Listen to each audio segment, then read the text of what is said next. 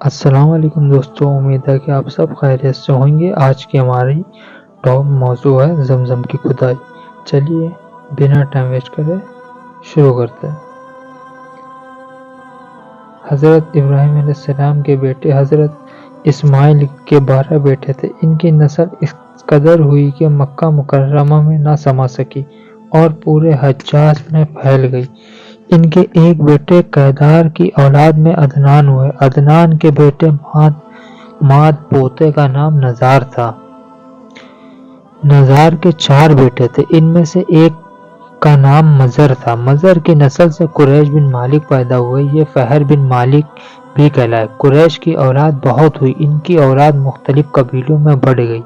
ان کی اولاد سے قصی نے اقتدار حاصل کیا۔ قصی کے آگے 3 بیٹے ہوئے، ان میں سے ایک عبد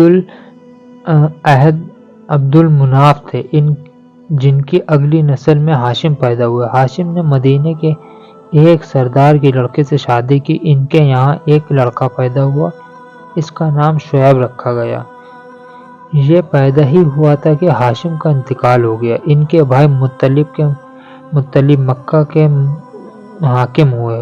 ہاشم کا بیٹا مدینہ منورہ میں پرورش پاتا رہا۔ جب مطلب کو معلوم ہو گیا کہ وہ جوان ہو گیا ہے تو بھتیجے کو لینے کے لیے خود ہی مدینہ گئے۔ اسے لے کر مکہ مکرمہ پہنچے تو لوگوں نے خیال کیا کہ یہ نوجوان ان کا غلام ہے۔ مطلب نے لوگوں کو بتایا کہ یہ ہاشم کا بیٹا اور میرا بھتیجا ہے۔ اس کے باوجود لوگوں نے اسے مطلب کا غلامی کہنا شروع کر دیا۔ اس طرح شعیب کو عبد المطلب کہا جانے لگا۔ انہوں نے عبد المطلب کے یہاں ابو طالب، حمزہ، عباس، عبداللہ، ابو لہب، حارث، زبیر، زرار اور عبد الرحمن پیدا ہوئے۔ ان کے بیٹے عبداللہ سے ہمارے نبی حضرت محمد صلی اللہ علیہ وسلم پیدا ہوئے۔ عبد المطلب کے تمام بیٹوں میں حضرت عبداللہ سب سے زیادہ خوبصورت اور سب سے زیادہ پاک دامن تھے۔ عبد المطلب کا خواب میں زمزم کے کنویں کو کھودنے کا حکم دیا گیا، یعنی حضرت اسماعیل رضی اللہ تعالی عنہ کو کنویں کو۔ اس کنویں کو قبیلہ جرہم کے سردار مزاد نے پاڑ دیا تھا۔ قبیلہ جرہم کے لوگ اس زمانے میں مکہ کے سردار تھے، بیت اللہ کے نگراں تھے، یعنی کہ نگرانی کرنے والے تھے۔ انہوں نے بیت اللہ کی بے حرمتی شروع کر دی۔ ان کے سردار مزاد بن عمر تھا، وہ اچھا آدمی تھا۔ اس نے اپنے قبیلے کو سمجھایا کہ بیت اللہ کی بے حرمتی نہ کرو، مگر ان پر اثر نہ ہوا۔ جب مزاد نے دیکھا کہ ان پر کوئی اثر نہ ہوا تو قوم کو اس کے حال پر چھوڑ کر وہاں سے جانے کا فیصلہ کیا۔ اس نے تمام مال و دولت، تلواریں اور زرہ وغیرہ خانہ کعبہ سے نکال کر زمزم کے کنویں میں ڈال دیے اور مٹی سے اس کو پاڑ دیا۔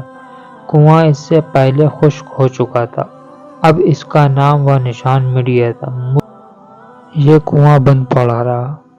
اس کے بعد بنو قزاعہ نے بنو جرہم کو وہاں سے مار بھگایا۔ بنو قزاعہ اور قصی کے سردار کا زمانہ اس حالت میں گزرا، کنواں بند رہا، یہاں تک کہ قصی کے بعد عبد المطلب کا زمانہ آ گیا۔ انہوں نے خواب دیکھا کہ خواب میں انہیں زمزم کے کنویں کی جگہ دکھائی گئی اور اس کو کھودنے کا حکم دیا گیا۔ حضرت علی رضی اللہ تعالیٰ عنہ سے روایت ہے کہ عبد المطلب نے بتایا، میں حجر اسود کے مقام پر سو رہا تھا، میرے پاس ایک آنے والا آیا، اس نے مجھ سے کہا طیبہ کو کھودو۔ میں نے اس سے پوچھا طیبہ کیا ہے، مگر وہ کچھ بتائے بغیر چلا گیا۔ دوسری طرف رات کو پھر خواب میں وہی شخص آیا، کہنے لگا برہ کو کھودو۔ میں نے پوچھا برہ کیا ہے، وہ کچھ بتائے بغیر ہی چلا گیا۔ تیسری رات میں اپنے بستر پر سو رہا تھا، پھر وہ شخص خواب میں آیا، اس نے کہا مجنونہ کو کھودو۔ میں نے پوچھا مجنونہ کیا ہے، وہ بتائے بغیر چلا گیا۔ اس سے اگلی رات پھر بستر پر سو رہا تھا کہ وہی شخص پھر آیا اور بولا زمزم کھودو۔ میں نے اس سے پوچھا زمزم کیا ہے؟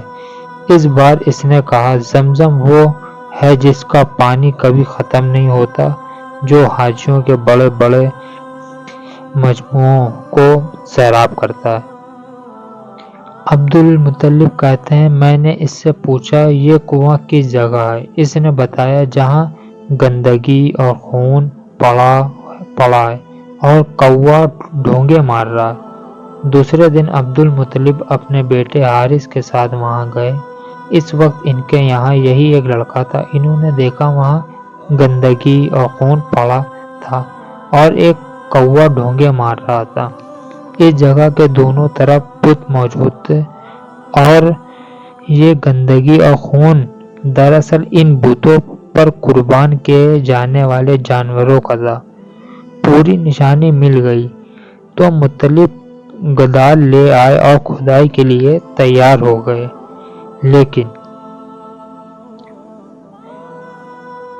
لیکن اس وقت قریش وہاں آ پہنچے۔ انہوں نے کہا اللہ کی قسم ہم تمہیں یہاں کھدائی نہیں کرنے دیں گے، تم ہمارے ان دونوں بتوں کے درمیان کنواں کھودنا چاہتے ہو جہاں ہم ان کے لیے قربانیاں کرتے ہیں۔ عبد المطلب نے ان کی بات سن کر اپنے بیٹے حارث سے کہا تم ان لوگوں کو میری قریب نہ آنے دو، میں کھدائی کا کام کرتا رہوں گا، اس لیے کہ مجھے جس کام کا حکم دیا گیا میں اس کو ضرور پورا کروں گا۔ قریش نے جب دیکھا کہ وہ باز آنے والے نہیں تو رک گئے۔ آخر انہوں نے کھدائی شروع کر دی۔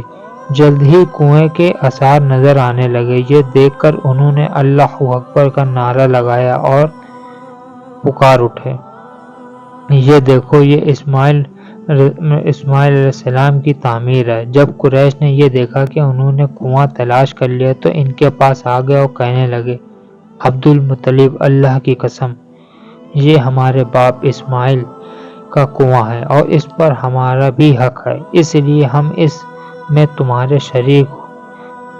شریک ہوں گے۔ یہ سن کر عبد المطلب نے کہا میں تمہیں اس میں شریک نہیں کر سکتا، یہ مجھے اکیلے کا کام ہے۔ اس پر قریش نے کہا تب پھر اس معاملے میں ہم تم سے جھگڑا کر لیں گے۔ عبد المطلب بولے کسی سے فیصلہ کروا لو۔ انہوں نے بنو سعد بن حزیم کے کائنہ سے فیصلہ کرانا منظور کیا۔ یہ کائنہ ملک شام کے بالائی علاقے میں رہتی تھی۔ آخر عبد المطلب اور دوسرے قریش اس کی طرف روانہ ہوئے۔ عبد المطلب کے ساتھ عبد المناف کے لوگ کی ایک جماعت تھی، جبکہ دیگر قبائل قریش کی بھی ایک جماعت ساتھ تھی۔ اس زمانے میں ملک حجاز اور شام کے درمیان ایک بیابان میدان تھا، وہاں کہیں پانی نہیں تھا۔ اس میدان میں ان کا پانی ختم ہو گیا، سب لوگ پیاس سے بے حال ہو گئے، یہاں تک کہ انہوں نے اپنی موت کا یقین ہو گیا۔ انہوں نے قریش کے دوسرے لوگوں سے پانی مانگا لیکن انہیں پانی دینے سے انکار کر دیا۔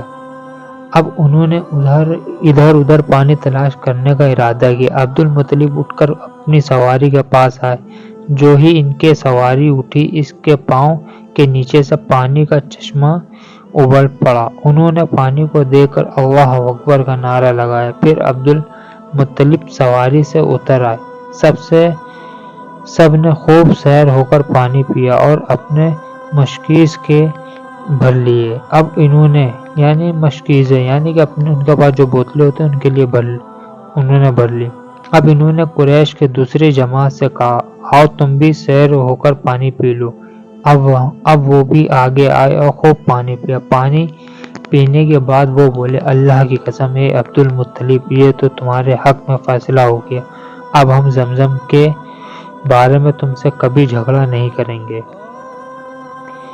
جس ذات نے تمہیں اس بیابان میں سیراب کر دیا وہی ذات تمہیں زمزم سے بھی سیراب کرے گا، اس لیے یہی سے واپس چلو۔ اس طرح قریش نے جان لیا کہ اللہ تعالیٰ عبد المطلب پر مہربان ہے، لہٰذا ان سے جھگڑنا بے سود اور کہینہ کے پاس جانے کا کوئی فائدہ نہیں۔ چنانچہ سب لوگ واپس لوٹے۔ واپس آ کر عبد المطلب نے پھر کنویں کی کھدائی شروع کی۔ ابھی تھوڑی سی کھدائی کی ہوگی کہ مال دولت تلواریں اور زہیریں نکل آئے۔ اس میں سونا اور چاندی وغیرہ بھی تھی۔ یہ مال دولت دیکھ کر قریش کے لوگوں کی لالچ بڑھ گئی۔ انہوں نے عبد المطلب سے کہا، عبد المطلب، اس میں ہمارا بھی حصہ ہے۔ ان کی بات سن کر عبد المطلب نے کہا، نہیں، اس میں تمہارا کوئی حصہ نہیں، تمہیں انصاف کا طریقہ اختیار کرنا چاہیے۔ آپ پاسوں کے تیروں سے فیصلہ کر ڈالیں۔ انہوں نے ایسا کرنا منظور کر لیا اور 2 تیرے کعبے کے نام سے رکھے گئے اور 2 عبد المطلب کے اور 2 قریش کے باقی لوگوں کے نام کے۔ پاسا پھینکا گیا تو مال اور دولت کعبے کے نام نکلا، تلواریں اور زہیریں عبد المطلب کے نام، اور قریش کے نام کی جو تیریں تھی وہ کسی چیز پر نہ نکلے۔ اس طرح فیصلہ ہو گیا۔ عبد المطلب نے کعبے کے دروازے کو سونے سے سجا دیا۔ زمزم کی کھدائی سے پہلے عبد المطلب نے دعا کی تھی، اے اللہ، اس کی کھدائی کو مجھ پر آسان کر دے، میں اپنے ایک بیٹا تیرے راستے میں ذبح کروں گا۔ اب جب کہ کنواں نکل آیا تو انہیں خواب میں حکم دیا گیا، اپنی منت پوری کرو، یعنی ایک بیٹے کو ذبح کرو۔ تو دوستو، یہ تھی ہماری ویڈیو۔ اب اس کی اگلی فوری قسط آ رہی ہے۔ آپ ہمارے چینل کو لائک اور سبسکرائب کریں۔ ہم آپ کے لیے ایسی ہی اسلامک ویڈیو لاتے رہیں گے۔ آپ کو ہماری ویڈیو اچھی لگی ہو تو پلیز لائک کریں اور سبسکرائب کریں۔ یہ ہمارا نیو چینل ہے، ابھی ہم نے سٹارٹ کیا ہے۔ ہم ایسی آپ کے لیے اچھی حدیثیں اور قرآن سے ریلیٹڈ لاتے رہیں گے۔ شکریہ، اللہ حافظ۔